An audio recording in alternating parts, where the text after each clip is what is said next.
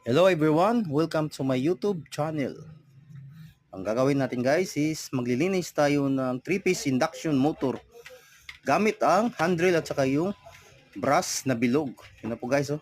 Yan.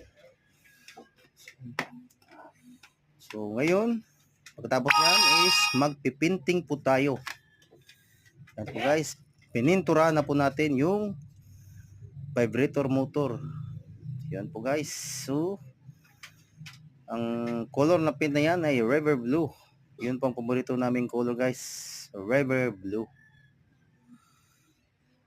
So, ito na guys. Tingnan nyo po guys. Sobrang neat and clean niya tingnan. Yun. Yun po guys. Sobrang linis na. So, yun lang guys. Sana mag-subscribe kayo and follow.